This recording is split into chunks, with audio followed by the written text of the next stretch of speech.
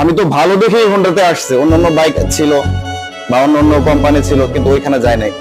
তো যেখানে অন্যান্য শোরুম গুলো একটা ব্রেক শু আপনার 700 কিংবা 800 টাকায় দিচ্ছে, আমি কেন এটা 2200 টাকায় নেব, যদি একই পরিমাণ সার্ভিস অন্য বাইক কিংবা হোন্ডা দিয়ে থাকে? তো সেই ক্ষেত্রে আমার ভালোবাসার জায়গা থেকে আমি হোন্ডাকে শত সাপোর্ট দিলাম, বিনিময়ে আমি কি পেলাম? একটা প্লাটিনা গাড়ির মধ্যে এলইডি লাইট দেওয়া হয়, কিন্তু লিবুতে হোন্ডা কোম্পানি কি দিল? ব্যাটারি পারফরমেন্স এত খারাপ, যেটা আপনার এক্সট্রা কোনো কিছু তো আমাদের প্রয়োজনই নাই, যেটা আমাদের আছে ওইটার উপর ভিত্তি করে আমি চালাতে পারতেছি না, আমার 2-3বার ব্যাটারি চেঞ্জ করা লাগতেছে। আচ্ছা, তারপর হচ্ছে আপনার আদার্স যে ফ্রেন্ডশিপ গুলা, আগে যেরকম একটা ফ্রেন্ডশিপ দিয়ে আমি লং টাইম চালাতে পারতাম, বর্তমানে আমি পারতেছি না। তো এই জিনিসগুলা নরমাল হওয়ার কারণ এবং কি, এটা অবশ্যই আমার জানা দরকার আছে, এবং কোম্পানি এটা আমাকে বলতে দায়বদ্ধ।